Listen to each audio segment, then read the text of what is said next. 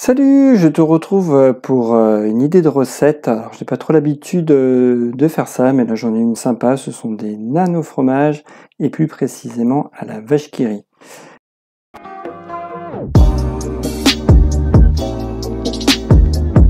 Donc on aura besoin pour ça d'un œuf, d'un yaourt au lait entier de préférence, 15 centilitres de lait, 2 cuillères à soupe d'huile, 2 cuillères à café de sel, 2 cuillères à café de sucre, 500 g de farine, voire 600, ça dépend des machines à pain, et un sachet de levure. Donc moi, hop, j'attaque tout de suite par le sel. Donc on a dit 2 cuillères. Hop.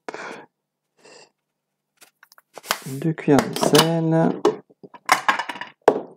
On enchaîne par 2 cuillères de sucre. Ensuite, je vais prendre mon huile, les 2 cuillères à soupe, je les transforme en 4 cuillères à café. Ça revient à peu près au même. Pas besoin d'être super précis, hein. Ça, c'est bon.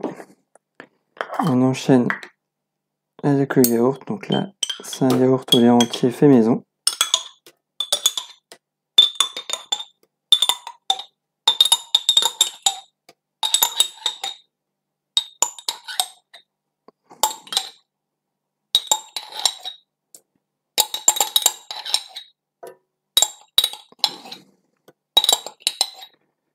Allez hop, maintenant on rajoute l'œuf.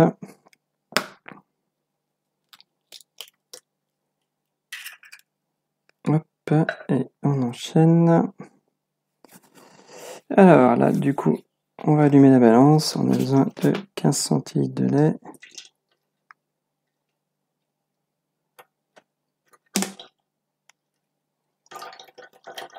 Voilà, ou 150 grammes. Hein.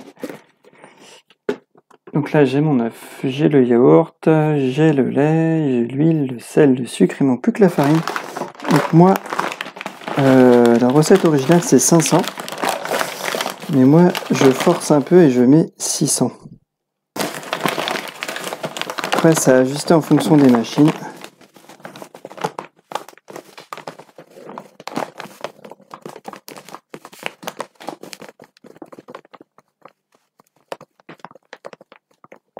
On peut aussi faire cette recette sans machine à pain, hein.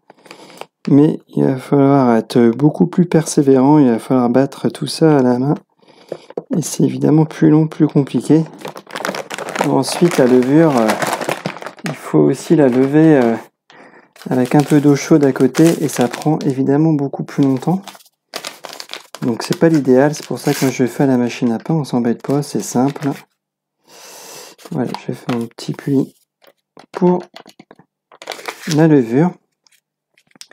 Et puis c'est bon, il n'y a plus qu'à mettre dans la machine à pain. Machine à pain. On branche.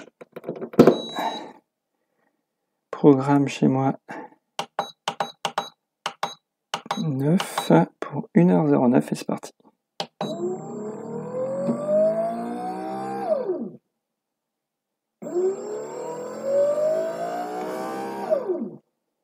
Et me voilà de retour, donc ma pâte est belle, hein. On le voit, j'ai plus qu'à la récupérer.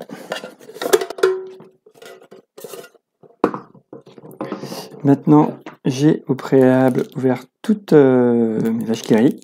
Donc, je prévois d'en faire 10. Donc, on va couper la pâte.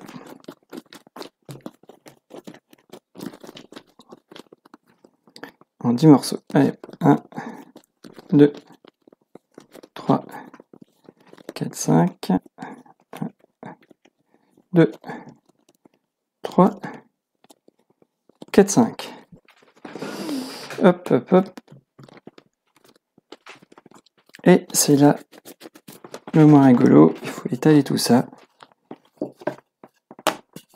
Alors là, j'utilise pas de farine parce que comme j'en ai mis beaucoup, à savoir 600 grammes, tout tout à l'heure, et ben du coup la pâte elle colle pas trop. C'est l'avantage d'en mettre un peu plus. On positionne son kiri vers la moitié. On referme.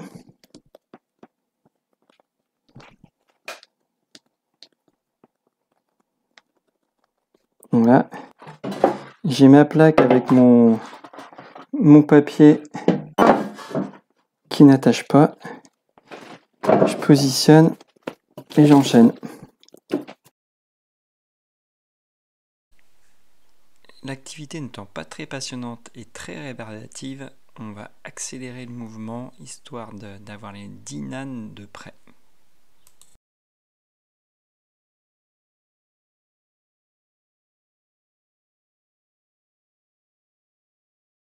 Et voilà, la tâche la plus compliquée est terminée. L'autre plus amusante, à savoir le casse-tête, est aussi accomplie. Donc maintenant, il ne me reste plus qu'à enfourner. Et c'est pour mon four, hein, parce que ça dépend des fours de chacun.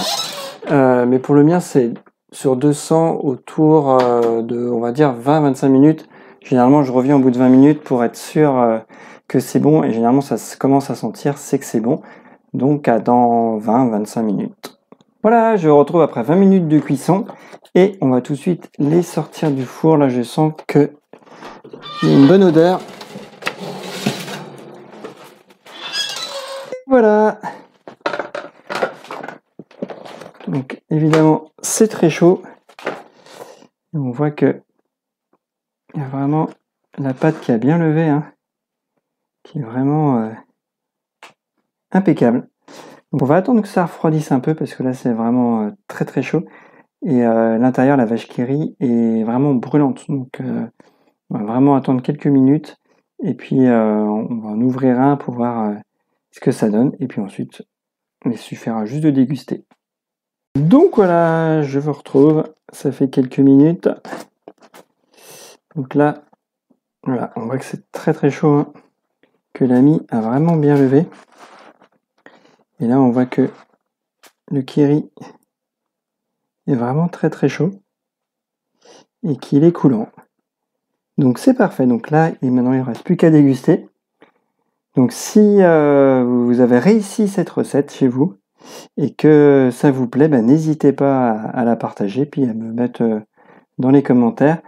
Donc savourez bien et puis à vos fourneaux.